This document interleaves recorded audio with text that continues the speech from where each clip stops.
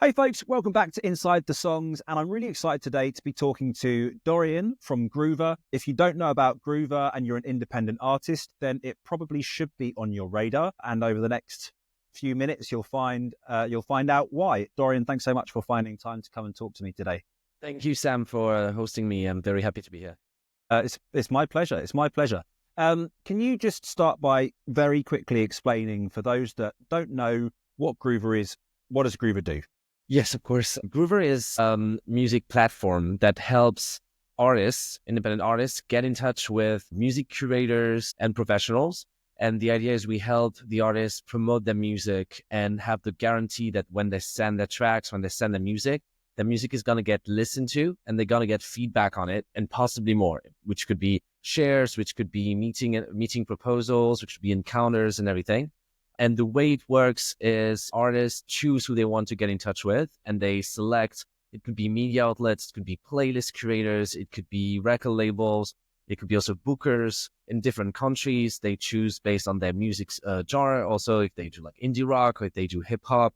And the idea is you really choose who you want to get in touch with, and you guarantee that within a week, they're going to listen to the track and give you feedback. If they don't, you get credits back, and we have a 90% answer rate within a week. And if they do, they either decide to share your track or get in touch with you, or they can also just give you a piece of feedback of what they think about a track.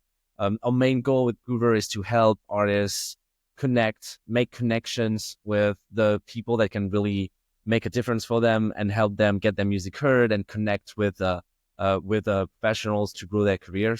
And that's why we created it. It was created 7 years ago. Now we are a team of around 35 people based in Paris and New York, but we also have big communities all around the world, in Brazil, Italy, in the UK, in Germany. And yes, the idea is this: empower artists to get their music heard, so that it helps them grow their career. That's awesome. So I guess in terms of the specific challenges that indie artists were facing, that's what you're trying to address, was that indie artists were struggling to be able to contact directly industry professionals and to speak to people, and it's so hard to even find the right person to contact. And you're trying to streamline that process for artists so that they can, filter, right, I'm looking for radio pluggers in Germany. Okay, filter, these are my options in my genre. So it's a real like super fast database in that sense where, yeah, you pay for the service, but it's going to the people that you want it to go to, which is a massive, I suppose, opportunity for indie artists. Yes, exactly. The idea is like it's a database, but we don't make it work as a database in the sense that it's not like you're not paying to get access to a list of contacts. You're paying to be able to have the guarantee that when you decide to get in touch with that person or that person or that contact, they're going to reply within the platform, and there could be an interaction and something further going on with this. So it's really about like, how can we make sure that when you're like pay an amount, you really have something that happens and you have an answer and you have an interaction from that. And so definitely it was answering the problem you were mentioning, is that we were seeing that the artist was sending hundreds of emails and not getting answers at all. And on the other side, like I was a music blogger myself, and I was receiving a lot of emails from artists that were like sending me their music, and to a point where I couldn't open the email. So it wasn't about like I didn't like the music or anything. It was like I couldn't open the emails and click to listen to all the tracks I was receiving, which was also very frustrating for me. And so the idea there was, how can we, with a specific model and a specific way of working thing, act as some sort of filtering that brings responsibility on both sides. And so that way, like the curators, like which could be like the media outlets, like the radio stations or the place curators or the labels, they would receive tracks that are in their editorial line, and that are more like filters in terms of like, if you're a reggae radio, you're not receiving, I don't know, hard rock music, for example. And so you're receiving like better quality music in the sense of like it's more relevant to you. And so it's easier to go through the listenings and also faster to sort through them and interact actually with the artist about their music. Yeah, because as you say, it works both ways, because, if you're the artist trying to find the right people to contact within your niche, you can spend days and days trying to find just the relevant, for example, reggae radio stations around the world to try and send your track. whereas, the service that Groover offers completely removes that piece of work for Yeah, you. And on the flip side of the coin, if you're the reggae radio station, you know that you're only going to be getting the music that's relevant to you. You're not going to be getting the heavy metal track or the dubstep track or whatever. it's exactly that. And the reason why it works, it's because of the model, which is you're paying small amounts of money as an artist to get in touch with each. And we guarantee you that they're going to answer. And if they don't, you get your credits back. But at the same time, the curators, so the radio stations, for example, the reggae radio stations, gets paid to listen to the track and give you feedback, whatever your decision is, whether it's positive or negative, they decide to share or not, they get paid the same. So they remain completely independent on an editorial point of view. They're not pushed to accept your track, but they do. In a lot of cases, in 25% of cases, on average on the website, the media outlets and the radio stations accept and approve the track and want to share it. And the reason why it works this way is that as an artist, since you're paying by contact, you're taking care of who you're actually getting in touch with to make sure you're getting in touch with people that are relevant for your music. And so for the radio stations or the media outlets or the playlists, or on the other side, the consequences, they receive tracks that are much more relevant in terms of what they're looking for. And at the same time, we're also helping that through a filtering system that's very detailed. And we're also recommendations based on algorithms that are taking into account the results from your previous campaigns. So we try to really make it so you get in touch with the best possible contacts for you. And it's makes you, of course, save time and provide access to them while they wouldn't answer your DMs or your messages or your emails that you would send out of. Yeah. Yeah, great. I think it's important for me to say at this point, this is not a conversation where you've asked to come and promote Groover or whatever. I asked you to come and talk to me because I think your product's great and I think independent artists should know about it. So, let's make that clear. Was there a moment when you started out, you say Groover's been going 7 years. Was there a moment where you were like, yeah, now I feel like my idea is validated. I feel like people are getting it and it is required in the industry? It's very interesting because what happened with Groover is when we started, we wanted to help independent artists. We had a bit of a different idea, which was more of a marketplace where as an ad artist, you could find someone for your music video or your artwork to help you with management or stuff like that. So more of the marketplace that way. And the reason why we decided to do what we did very quickly, it's because we called a lot of artists and people that were working in music, spending time with them, asking them a lot of open questions. And we discovered that very big pain of artists are able to produce, to mix to some way, or to find someone for that. They can make an artwork or picture. They can release on platforms through DistroKid or TuneCore or this kind of. But once it's released, they're completely helpless about how can I get someone more than my mom and my dog and my friends to listen to my music, which was really and we saw it was really a migraine problem, which was what we were looking for, which was their biggest problem they were experiencing possibly in their life as an artist. And so we went straight on into that. And even with the first solution, the first version of Groover was a Google form with a PayPal button and a WordPress website that was done in an afternoon. And we saw some people pay for it. And on the other side, we saw the creators, the blogs and everything responding and things happening. So we were okay, we have done something very scrappy, but it seems to generate some interactions. And from that point, we're okay, there's something happening there. It really solves a need. But we didn't know to what point, to what extent, what it would become and everything. And I don't think I was expecting at that time that it will last 7 years. So I started, I was 23, I'm 30 years old now. 7 years is a lot. Yeah. In that time, and very important years. I've never done another job. I had some internships or stuff like that, but it was my first activity after going out of school. So yeah, honestly, it's a dream in that sense to be able to do something so fascinating and impactful and in music, which is my passion. And I'm so glad about that. It's a lot of work. It's a lot of also pressure, but also a lot of challenges. So I'm very fortunate to do that. Well, that's amazing and great to find that gap in the market that's really fulfilling a need of artists.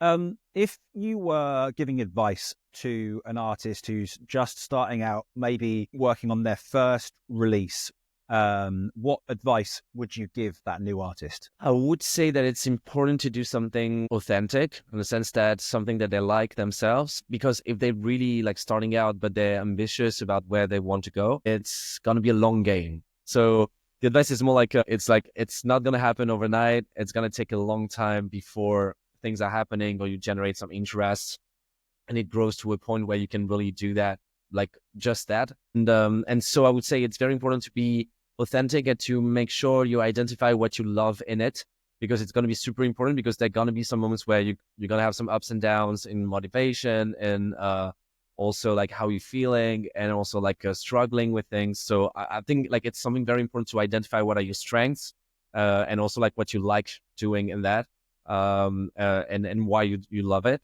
Another thing I would say is because you identify your strengths and your weaknesses, you can also say, okay, for my weaknesses, how can I deal with these? Do I work with someone? Do I try to perfect that part or not? And this is like these are things that are very, very important to see. I would say also make your own research on a lot of stuff, like Google or ChatGPT can really help you with a lot of topics, and cross your sources and something like that. But make your own research to try to find like how things work. There are so many great resources online when you look a bit that you can teach yourself anything for sure on this. And what more can I say? It's like, I feel like it's important. One thing that is important, and I'm not preaching for like guru or anything, is like, you got to put a lot of energy in the creation process, the creation, the production, and possible like having the finished thing. And it's important to keep some energy and a bit of resources for the other part, which is how are you going to promote it so people are going to listen to it. Otherwise, you would have spent a lot of time, a lot of energy for something that's really dear to you, but you won't have the possibility to have many people listen to it, because there are so many artists and so much music that is released every day that you need that resource and also time and energy to be able to make sure you'll be able to stand out and at least to have people listen to it, to what you're doing. Yeah, yeah, I agree entirely. There's so many great things that you said in there. I want to pick up on two of those, and just to kind of reinforce them. The first that you were saying about, making sure that you're doing what you love. When you're working in any creative industry, but, music specifically, if you are trying to work towards what's on trend, or, jumping on the latest TikTok trend, or trying to sound like whoever because they're the flavor of the month, you're always going to be behind the trend because the trend is already out there. So you're always going to be late to it, and you're always going to be doing something that isn't really satisfying you. You're trying to satisfy somebody else. And, there's a good probability, a strong likelihood that you will never make your living off of music, because that is the reality for most musicians, unfortunately, is that most people can't quite get to the point where they're living off of it. So you should be thinking about it from the perspective of making it for yourself first, because you should be enjoying what you're trying to do, not trying to satisfy somebody else. So I think that's a great piece of advice. And the second thing that you said towards the end was about retaining some energy for marketing, promotion, whatever. Just perceiving yourself as an artist is not enough. Like, just having great product is not enough. There are millions of people around the world with great product, just like you and I. But if you don't spend time trying to get that product in front of people, there's no point having the product in the first place. I could make the most delicious new chocolate bar that's ever been invented, but unless I market that thing so that people know how delicious it is, there's no point in me making it in the first place. You have to, as you say, retain some energy to talk about your product so that other people can try and experience how great the thing is that you've made. Yeah, exactly. It's super important also knowing how many artists there are today, and the fact that there are like 120,000 tracks that are released every day on streaming platforms, which can be like very overwhelming. But it's important that you keep that moment to say, okay, what do I want to say, and how can I, like the goal in the end is like, how can I make it so they actually listen to the music? And then if the music is great and you were able to push it to as many ears as possible, then things will happen. But at first, if your music is amazing, but nobody hears it, it's not going to work by itself. So yeah. Yeah. So tell me how you have seen the music promotion space evolve since you launched Groover. Very interesting, because like even when we launched Groover, it was already changing. But when we started in 2018, main focus was to onboard blogs. Blogs was already not on the decline, but a bit. Like I started my own blog in 2013 when it was like the high time for a lot of them, and a lot of them were influential and was a key part of every artist and label strategies. And 2018 was still like very important. Like Facebook pages were also very linked with that, but they were always linked to a website. And on Facebook pages, you can see that Facebook is sharing a lot of links, and you're getting out of Facebook a lot, less and less so. But at the time, it was really like that, and you were going to these websites and blogs. So a lot of it was about that, and we were trying to onboard blogs. And then rapidly, when we were working with labels, some of the labels were like, oh, I would like to receive demos as well. So we added the label category. And then we saw that some radio stations were interested as well. So we onboard radio stations and online radio stations. And then after a bit of time, I would say like 2019, 2020, 2010, 2021, there was a big rise of the impact of independent playlists, on third-party independent playlists on Spotify, which were already existing. But the fact that they were more and more a direct way to actually reach your audience at the same time as blogs were kind of on the decline on that, made the independent place creators really key, because it's also always linked to two things. It's linked to, okay, how do you actually reach your audience? How do you have more people listen to your music? And what is the perception of your traction for people in the industry that will help you generate more opportunities? And that perception is based on some metrics that they will see today. It's based also on your image and what you're doing, but it will be based on some indicators that, okay, I'm an industry, like, I don't know, I work at a label. I see that artist has this traction on this platform. It can be a reinforcement and interesting for me to work with them when I like their music. And the metrics change. Like in the industry in 2018, people were looking at the number of likes you had on your Facebook page. Hey, artists don't even create a Facebook page. So, and they were looking at the views you had on YouTube videos, which is already something. But today you can also like run ads and pay for YouTube video views. So it's not really a thing today. Today, what they're looking for, like flash forward 2025, is they look at your monthly listeners on Spotify. They look at your number of followers on Instagram. It's mostly what they're doing, and they're crossing that, and they're looking at your engagement when they go more deeper in that, and looking at your streams and everything. But it's basically what they're doing. So it shifted to that, and because it shifted to that, the weight of independent playlists also was reinforced. On top of the fact that you actually reach new listeners, it's also a key metric that people are looking when they want to book you for a show, when they want to get in touch with you for a signature on label or something. So this is how it changed a lot. There was like that. There's also like the rise of TikTok. So interesting to see like some social media influencers having more impact. A big thing that changed a lot is like we went from something that was promoted on a read-on basis to something that is very video driven. Like a lot of the promotion now goes through videos and everything. So the formats change a lot as well.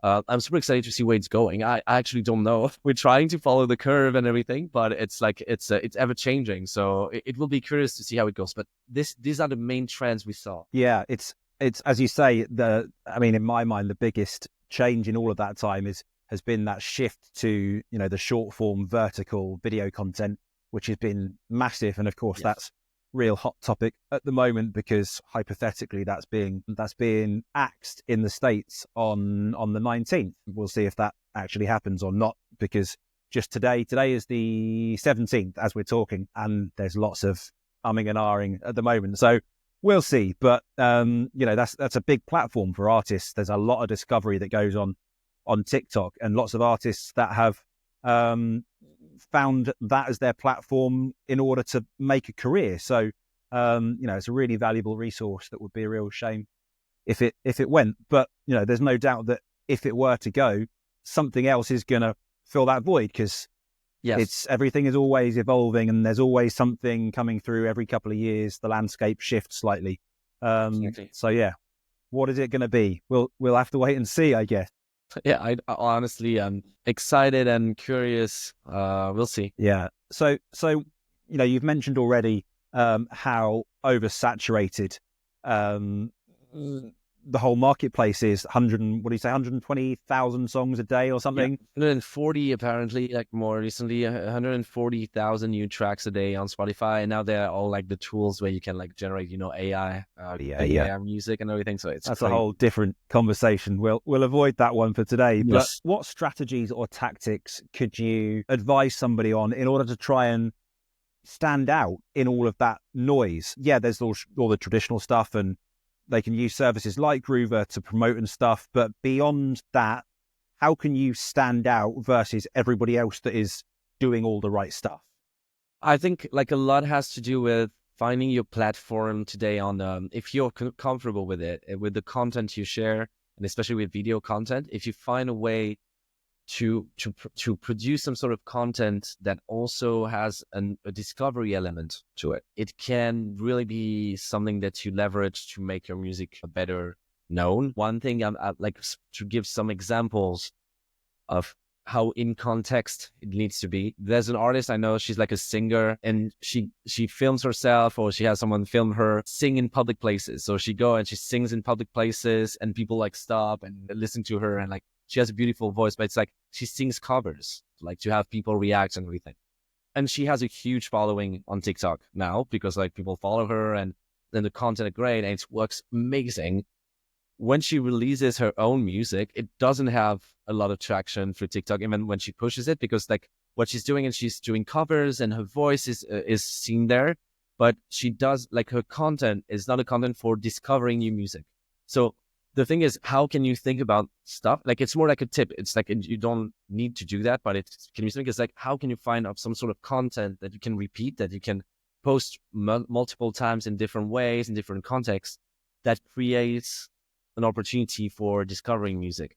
And I've seen there's a lot of those. There's one that is fun. It's an Instagram account I saw, and what they're doing is you probably saw that as well. They're stopping people in the street and they're asking them, "Are you an artist?" And people are like, "Oh no, I'm not. I'm not an artist." And they stop. And then they're like, "Are you an artist?" And like, yeah, "I'm an artist. How do you know?" And everything. And they talk about like a bit themselves, like very short. And then they listen to track. And this kind of format, like it triggers like the person that's looking to it to like, oh, this is interesting, I want to go listen to that track, like create some interest around that, and try to think like what can be super attractive to someone that is oversaturated with content all day long. Why would they want to actually go through that bridge of listening to my track? Another one that I saw that works really well and much easier to do is also, if you have a new track that you have finished, you can try to put you in a setting where you make your friends or your family listen to it for the first time, and you film them. Like it could be in a car, or it could be in a, I don't know, room or somewhere, and you watch their reactions, and you can create some content around that. This is really cool because it puts in context the discovery of your music by someone else. So it creates some sort of social proof, and it's like very like a lot of people loves like this content works super well on TikTok and everything. So this could be some strategies that I've seen like some artists do and replicate, and that work really well. And on the other side, I think it goes all from like defining your universe, your brand, what you want to say, like your colors, and bring something coherent and something authentic, and that makes sense. Try to define these things first can really help you find some ideas then on how to use like especially visual content to promote your music, because the whole thing is like you're doing music, but if you want people to listen to it, you need to attract them through like visual content. So it's you need to do it. You need to find a way to do it, or to have someone that does it for you and find this. But the visual content, the visual element is key today, because otherwise people won't listen to your music. Yeah, that there are so many great points in there. The other thing that I would add to that is, there's so much emphasis on discovery these days, and trying to get your music in front of as many eyes as you possibly can, which is great and all, but like just because you have one viral TikTok or one viral reel doesn't mean that you're going to convert those million people into followers or fans. Far from it. They might like that one piece, but that could be all they ever see of you. And I saw a great piece of advice. It was actually a YouTube video released just this week. I don't know if you know Damien Keys. He's music industry educator, super cool guy. And his video this week is talking about looking after one fan at a time and trying to make 1,000 real fans in 60 days just by engaging with people personally, making personalized bits of content. So maybe there's this one person that always likes or always comments on something, just being like, hey, I'm so grateful for your support. Send them a voice note or make them a personalized video or a bit of content that's just for them, and turn that, supporter, fan into super fan, because, the fan is just like following along. Yeah, I like what you're doing. Great. But the super fan is then telling other people about you. And that's where you're getting your free marketing and your free return, is by having other people do your marketing for you. I couldn't agree more. And I feel like if you're comfortable with that, it's really cool. I know that I started DJing a year ago, and when I have someone that likes my set, it doesn't happen all the time. Like when someone reaches out and say, hey, I listened to your set and we liked it because of that, I feel super grateful. But I'm like, okay, I have no goal in mind with that, but I'm interacting with them and I can see it's making some connection. And also in the DJ world, they're probably also a DJ or someone, because they try to dig some of the tracks. So you also listen to the music and it can make some connections and everything. And this is very an interesting way to interact with people. I know there was an artist that it was so as a DJ, there's one, he has amazing productions and remixes. And I started downloading everything he was doing on Bandcamp. And he ended up reaching out to me, I saw you downloaded 6 of my tracks. Who are you? And we ended up having a drink in Paris. And now we close. And I know that. And I ended up booking him on, I don't know what gig or anything. And, if he hadn't reached out, I probably wouldn't have done it.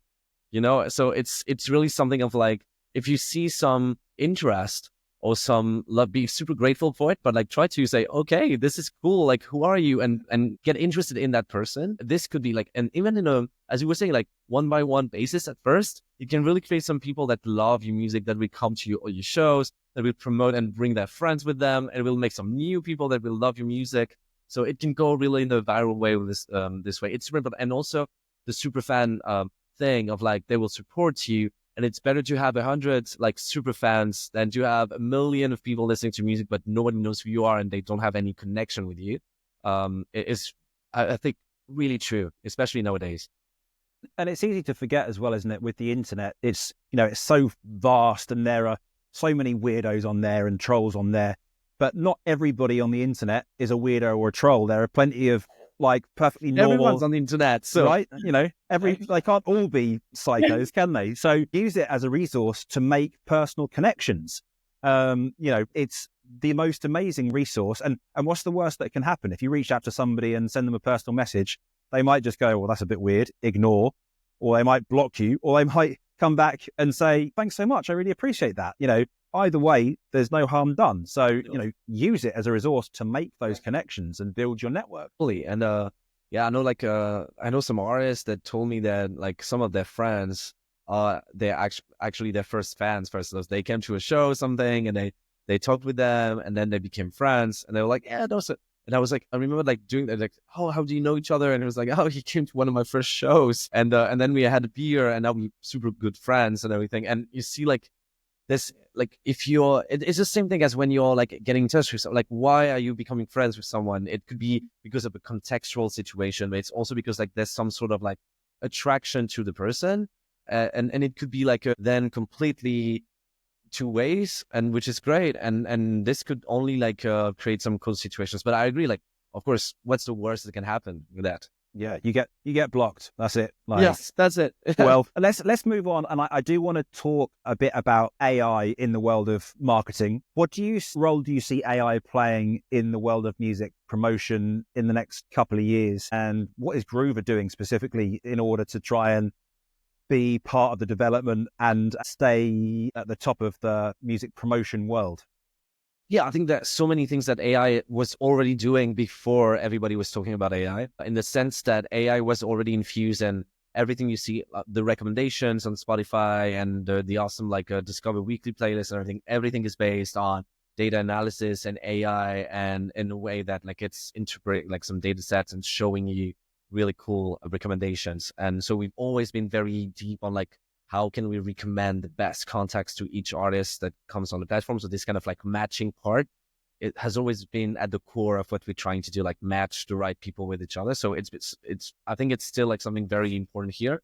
But then when we go with Gen AI, like generative AI, like the Chat GPT, kind of like Udio, Sonio, and everything, I would say like for marketing, what's interesting is that if you'd like to use these tools and you try to really explain the situation and you say what you want to do, it can really provide some great insights and great methods, great recommendations.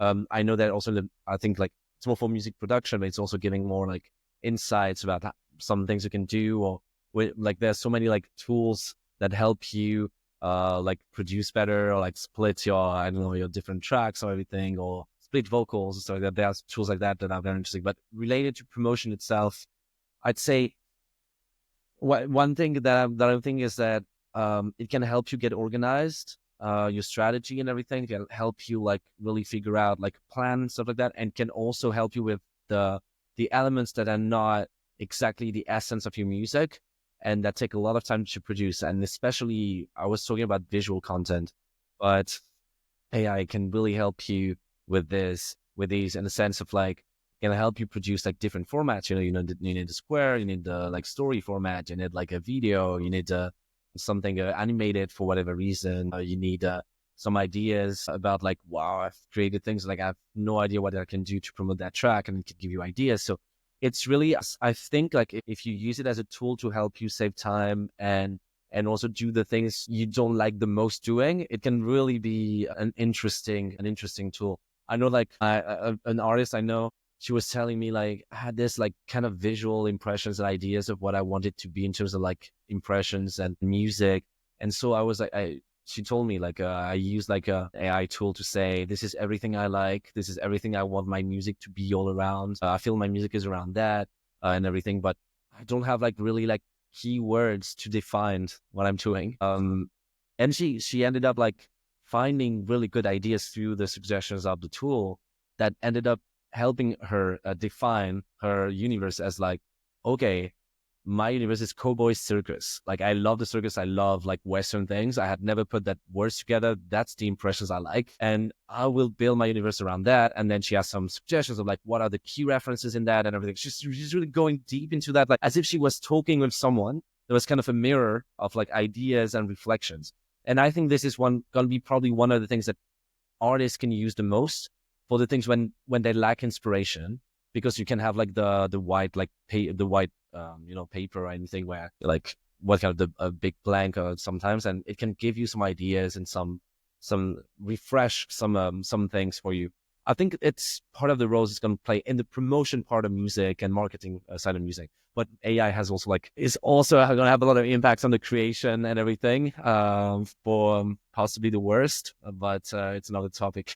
Yeah, well, yeah, that's a whole different thing, isn't it? I wanna give an example for people of just how much you can utilize AI to help you, right? So, talking about myself and this podcast, right? Here is all of the times that I use AI in this process. I arranged this session with you, and I'm like, right, I need to structure this session. I need to get some questions, some conversation starters. So I go to my Chat GPT and I say, obviously I jump in my thread that's all of the same conversations that I've had about other people that I've spoken to. And I'm like, I'm planning a new podcast. I'm talking to this person. Here is their bio that they've sent me. They work for this company. Here's the blurb on the company. These are the sorts of things that I want to talk to them about. Can you structure a bunch of questions based on these things or other things that you think are going to be really interesting? So you give it all of the information and then it goes, blah, blah, blah, blah, blah. Here's 20 questions. And I'm like, great, done. So, I've given it all of the information. It's very impressive. Yeah. But you have to feed it the information that it needs first. You can't just say, I'm talking to Dorian, give me questions. It's like, well, yeah. Okay. Of course. So, you have to be armed with the information that it's going to require, and you have to kind of know how to manipulate it. But then, I take this recording, and then the platform that I'm using is going to auto-transcribe everything. So that's AI. And then I just crop out and edit all the bits that I don't need. And then when I've got everything done, the platform will automatically generate me a synopsis of our chat.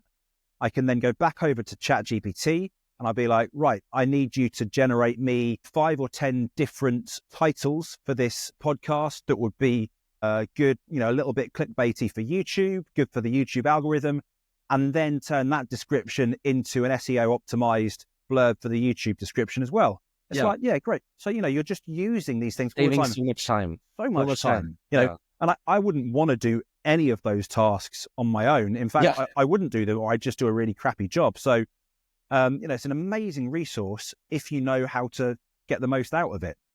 Yeah, exactly. I totally agree. And really, especially for these tasks and missions that could be repetitive, that could be part of something that is more related to your marketing, your music, but it's not something you would be very happy to spend hours to write or anything. It's super, super useful. And we're using it a lot to work at Groover and help us with things. It could go from translations, saying you have a text that is in English, you have an email and you say, okay, I want to have it in French, but be careful, it's addressed to artists and we want the email to have a friendly tone and everything. And so that helps do something and usually when I read what they write in French, I correct a few things, but I'm impressed by the quality of how you can guide the AI tool towards what you want to have and feed them with information and your intent. It's feeding them with your intent, and then they kind of embrace that and do something that is most of the time very impressive. Yeah, and I think it's important to mention, in a world where AI its use is gonna become more and more prevalent. Actually, what people are still going to desire, perhaps even more than ever, are personal stories and personal connections. People in general, or at least the people that I've spoken to, don't like the idea of being sold computer-generated content. They don't really want to listen to music that's generated by AI. They don't want to see artwork necessarily that's generated by AI. They still like those personal stories. So whilst there are amazing tools from AI to use to help you on your journey, actually telling your own story and being human and having vulnerabilities and being open and honest, I think all those things are going to become perhaps even more important, 2, 3, 4, 5 years time than they are now. I don't know what you think about that. Yeah, I agree. I totally agree. I think it's gonna be super important, and also knowing that might feel one thing that is interesting as an artist today, and is you might feel that you're already too late for AI or anything. You're not too late. It's the early days. It's when the internet started and people were using the internet. It wasn't before years that everybody was using it, and you could really leverage a lot of opportunities by using it in the early days. We're still in the early days of AI. So even if you see a lot of people that are into it for 2 or 3 years, if you're interested, don't think you're too late. You can get into it and you can really leverage it. And it's hard because we weren't born with this tool. So now when we going from making a Google search to be, okay, I can get so much more information from AI if I get myself to do it. It's the same thing as using a platform and seeing, I don't know, younger people being on TikTok or Snapchat or anything. It can be hard, but in the context of AI, it's much more important to try to get involved now if you're interested in really leveraging a lot of things from it for a new project and promoting your project. Yeah. Okay, so let's stick on a similar path, but moving away from AI. Let's talk about predictions and the future and that kind of stuff. What do you think the music marketing landscape will look like in 5 years? Do you perceive any big shifts, or is it really too difficult to say at the moment? It's very hard. It's terrible because when you think about it, you're I don't see it shifting. I think people will still produce some video content, I think, in 5 years' time. But maybe we will have shifted to something where we all live in virtual reality, and I don't know, it's so the infinity of the possibilities are infinite. I think what's important is if you have ideas, if you have new ideas, pursue it. But it's also to keep yourself informed. We need to all keep informed of what's happening, and if there are new things, it doesn't mean pursue everything. For example, NFTs. It was a huge thing for a year, and it's a kind of dead. Yeah. So not everything will work, but it's important to keep informed and follow the things you're interested. But in 5 years' time, I think there'll be even more music. I think there will be a lot of AI generated music, like fully AI generated music. I suspect that maybe you and I will be listening to music and not realizing that some of our favorite tracks are fully AI generated. And it's painful to say, but honestly, like at the pace it's going, I wouldn't be surprised that they will at some point, like through AI, to mimic and create a whole personality that's super interesting for humans. Even if it's not created by human, but it's fed by so many things that are coming from humans, but it can generate something in the end that means something for people, and that's terrifying. And at the same time, I would love for it to be impossible, but I suspect this will happen. So I think like what you were saying about the super fans and everything, it's going to become even more important. Is like, if you want to subsist and to exist as an artist, you will need to have this community of people around you that are supporting you. Otherwise, it's going to be more and more and more difficult to like grow. I think there'll still be superstars, like there always be superstars. So there will be new ones. And it's crazy because a lot of things are going to be similar and a lot of other things are going to probably change in a way like people promote it. Like, like TikTok was banned in the US. Maybe it's going to remain banned, maybe not. There are going to be new platforms. There are going to be like new ways of promoting your projects in like maybe new forms of content. It's sure that in 5 years there's going to be like a new hot platforms, honestly. Yeah. Probably short. I don't know what, but most probably. And I think it's hard. Like honestly, I don't know. I really don't know. Like it's so hard to project like in the future. It's already hard to follow the present. So yeah, like, yeah, that's it. Do you have some ideas of things that would be happening in 5 years? If you have some predictions to make? No, no.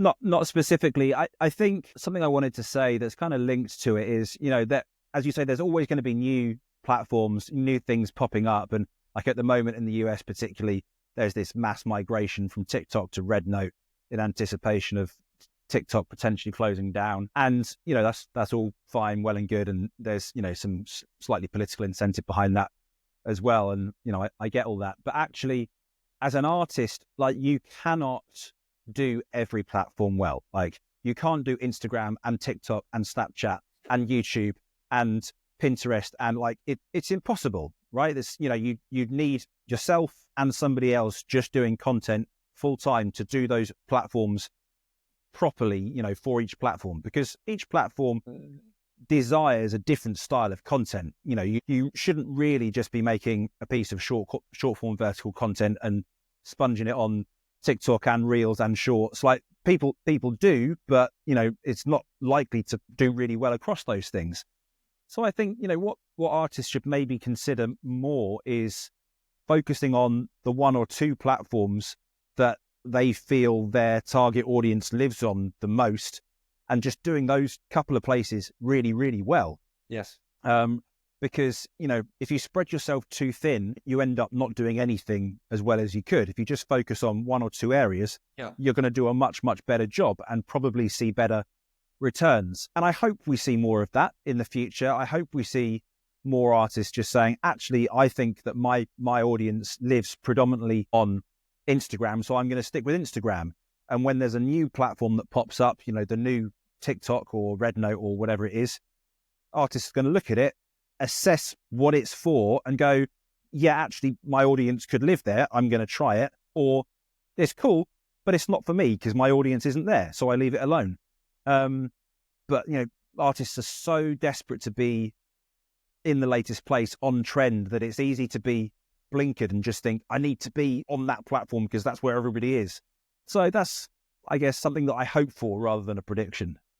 Yeah, no, I totally agree. And I think also like it's an important thing that you were saying is like trial and error. Like you're going to try a lot of things, a lot of content, a lot of things. Some things are not going to work. No problem. You can always delete it. It's like you got to try things. And if you find something that works, then try to do it again. That's another piece of advice. But if you do something and you see like it's working, like it's attracting some attention and people like it, okay, try to do it again, to replicate similar things and go in that thing, because it will help you grow like a more like strong audience of people that are like really recognizing you and going through your content multiple times. Because as you were saying, like one TikTok video that works is not sufficient to try to have something happening. People will forget about it in like a few days time. While if you like end up finding something that works for you, like keep on doing it. Like it could be like, I don't know, things you do in the studio, like a short form content that like you feel people are interested in. And if you do it well, like, yeah, keep on doing it. Keep on doing it for a while until you're pissed off about it, but just not doing only once. Like try to leverage and leverage that as much as possible. Yeah. So sticking with the theme of future, what is next for Groover as a platform? Are there exciting new features or expansions or anything that you can tell us about that aren't, under lock and key at the moment?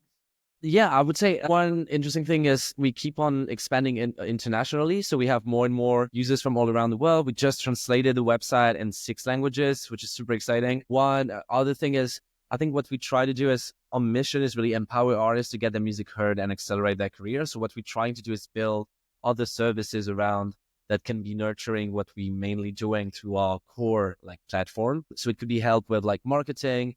We have services to help you write your bio, pitch, or run ads. We also giving a lot of advice on partnerships or partners. We're also working on new features on the platform to be able, like now that there's a lot of people, to be able to like really stand out on the platform and get results quicker. We're working on a project to implement, we'll test some charts. They will be very basic first, but then we will put a lot of granularity in them to showcase some of the artists or tracks that are really performing well on Groover and provide another platform for them to get heard. We also created a lot of our own playlists that are working great. There's so many like cool projects like that we're working on. There's also like Groover Obsessions and elements that we're working on to try to push some of our artists that we discover and push them further and try to really help them grow on that path and them to find like success and great things. So yeah, I think like everything we do, the first question is like, is it close to our mission or not? And are we excited about it? And the thing when it's like, yeah, it's definitely helping artists get their music heard and accelerate their careers. And yes, we're excited about it. We try something and we see if it works.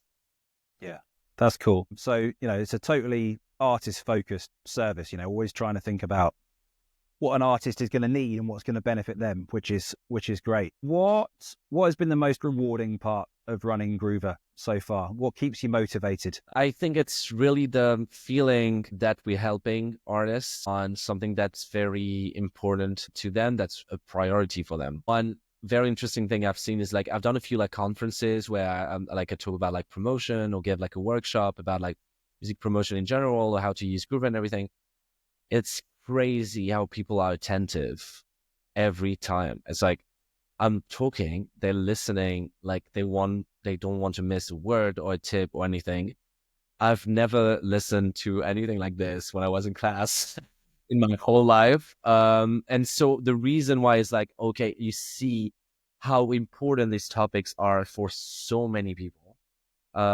And helping them make new connections when we have news that an artist has ended up finding their manager or their label, or they went on, like we had a few artists that were featured on Spin magazine through Groover, and they were coming to an event we were organizing, like it was my dream and everything. It's like this is the most rewarding part for sure. It's like seeing that we able to provide this kind of access and really relevant things, and this is very rewarding as part of like running Groover, and I think it's definitely what's keeping me motivated there. And I think then linked with that, the idea of like, okay, how's something going to go further? Like, is it something going to happen then that is going to be amazing for them? And at the same time, when we have like a deep connection with their music, I had like some encounters with like some artists that I've met and that became friends. And they send when they send tracks, and I'm like deeply moved by the music also because I know the context in which they like wrote it and everything. It's also something I'm like, I'm so lucky to be working in that, like listening to music and like feel like that, and not like doing insurances or I don't know, like I have nothing against insurance or anything, but it's more like it's so like my passion. I'm so like thinking about it all the time that when like being able to work in that space and interact with people that are creative and fascinating and I feel that I can help is like so rewarding.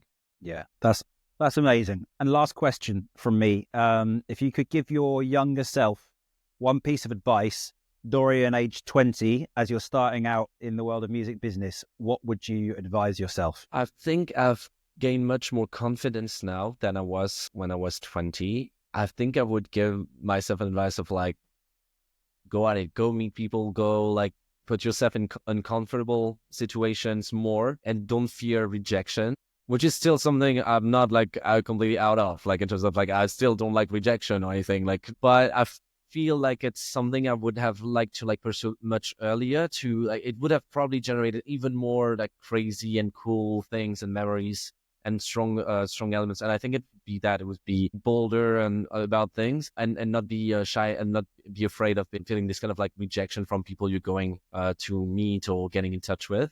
And I think like I've grown in that sense of like now I don't fear that too much anymore, and I'm getting in touch with people that way without like being afraid of anything. But I think it would have been a good thing. And another thing would have been to like as I was saying, like I'm DJing and I'm producing a bit, but I've always seen myself of like, okay, I like singing, I like producing music and everything, but I've seen myself being better on the business side, so I pushed that a lot, and I think it was a good decision.